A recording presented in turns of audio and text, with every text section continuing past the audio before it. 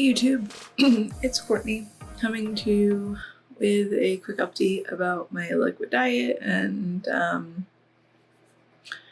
all the fun that comes with that. So if you're new to my channel, I had surgery in 2014, vertical sleeve gastrectomy. I'm having a revision to a gastric bypass because of really bad GERD. You can look at my last video for updates on that. And my surgery is in 2 weeks from today. Today I'm starting my liquid diet. And my surgeon's pretty strict about having a liquid diet, even if you're having a revision. They say it's to shrink your liver, so that your stomach is more easily accessible. So today I am starting liquid protein shakes for breakfast, lunch, dinner, and a snack. I can have 3 different types of snacks for the day, including a hard-boiled egg if I want it.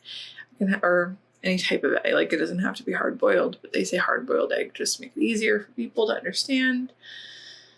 I can have that up to 2 times a day. And then yogurts and then protein puddings and things of that nature. So what have I been doing to prepare for this? So I bought a bunch of protein shakes. I'm super picky about protein. You can go back and look at my old videos and see the struggle about finding protein that works for me. So I bought some Premier. Optimum White Nutrition is my favorite protein, if we can call it favorite. I have some Syntrax, and then there's some Undri unflavored protein that I have. I also bought a lot of bone broth this time around because that's a lot more popular and easily accessible because of keto diets. And then I also made my tried and true protein pudding, which I just use for my first initial round. I made chocolate protein pudding with mocha cappuccino, I think I did this time. Optimal White protein. And you just make your protein pudding by making regular pudding and then sugar-free, and then you add 2 scoops of protein powder, and it yields 6 3-ounce cups with 10 grams of protein per serving, I think, or 8. I can't do the math right now. Anyway, 10. Because 10. So that's what I've been doing. So everything's in my fridge ready to go. I also made Jello pudding, actual Jello pudding, Jello protein, so gelatin. But I'm not really a fan of how the consistency came out. Usually I used to make it with Isopure. I made it with the Undri this time, and now it looks like creamy Jello, which doesn't look great, so I'm just going to make regular Jello just so I can have something different texture-wise. That's considered a clear liquid for me. So right now I am doing, this is the Syntrax, what is it? The caramel macchiato protein powder, and I mixed it with oat milk because I can't do it with regular water. I've tried, I can't. Stomach, watery protein shakes doesn't work for me. So how am I feeling overall? Well, I don't really care. I didn't do any food funerals this time around. It's really not a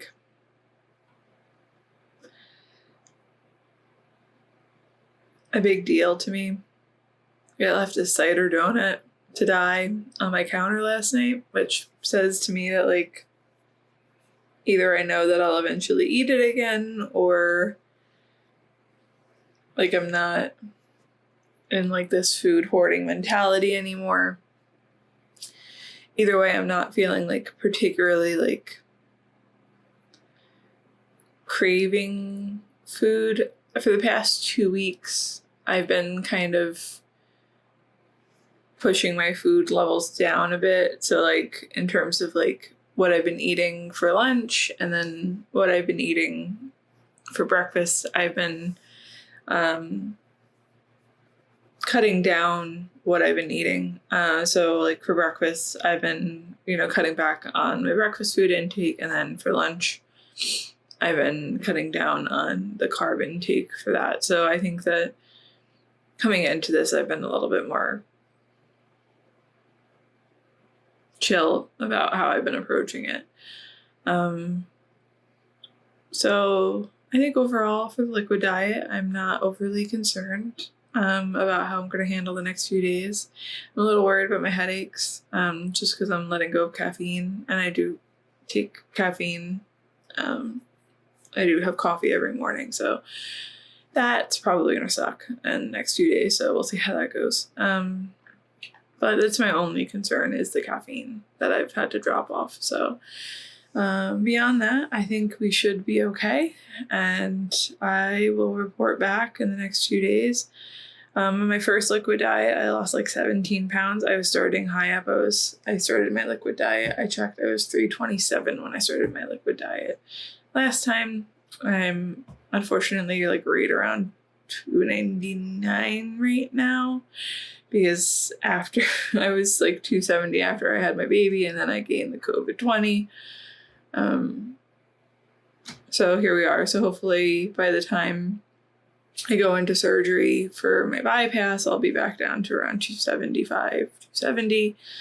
And then I can lose he said bypass revisions lose around 60 pounds, give or take. So, and he said he will push to get me back down to my low weight.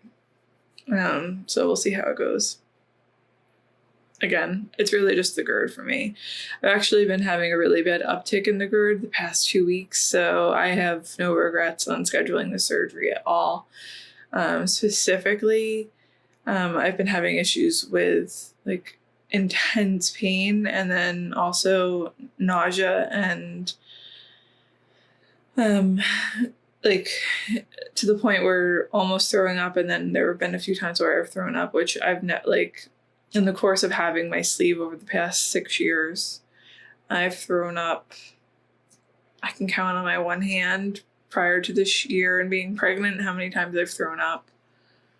And so like it's getting really bad, and it's getting to the point where it's uncontrollable. So I definitely am looking forward to getting this taken care of so that I can stop being uncomfortable.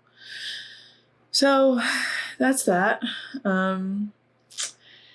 I am kind of regretting doing this, though, I will say, a week before the US elections. That's not my finest decision. Gonna suck not being able to drink the election night, for better or worse. So we'll see how that goes. So here we are, liquid diet number 2. Yay! So I'll probably be doing Instagram stories instead of updating YouTube. Excuse me. Because it's just easier that way. But I'll do next week on Tuesday, election day. Go vote if you haven't already. I'll do a week update. I'll let you know how much I've lost, how I'm feeling 1 week out, and then I'll do a surgery day. Sorry, I have a meeting. I'll do a surgery day update before I go in for surgery. I don't know what time my surgery is. I don't think I know what time my surgery is. Whatever. So I'll do a surgery day update, and then I'll do updates when I'm in surgery, or after I get out of surgery and when I'm in the hospital. I do get a visitor at the hospital, so Josh can come and see me. I won't see Maisie for 2 days. I'm staying in the hospital for 2 days because it's bypass. They said I will have a drain. They say I will have a catheter. My surgeon's very big on getting us up and walking right after surgery, so I get to rest for 2 hours post-op, and then they have us walking for the first 24 hours after surgery, the first 12 hours after surgery to get the gas moving. They do a stomach nerve block now, and they said that that's cut down on narcotic use, which has also helped on intestine motility. So they said that they've seen very little narcotic use on their bypass and their sleeve patients post-op. So I'm hoping that that's the case for me because I have a very bad reaction to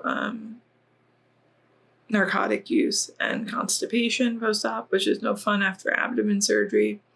That was the case with my plastics, and that is the case with my sleeve too. So hopefully that is the case for me with the stomach nerve block.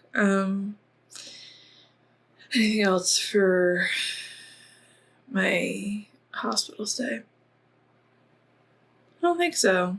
Pretty much the same exact crap as last time, so I'm not going to go over it again. If you want to know what my post-op recovery is going to look like or what like the rules are, it's literally all in my story, like all in my videos from when I did my sleeve. It's all the same stuff. The only difference is my soft, wet, and mushy phase will be extended beyond what it was for my sleeve. I think that's it. So I'll be in touch soon, and I hope you are all staying safe and wearing your masks when you're in public and socially distancing. And I hope you all get out and exercise your right to vote, and that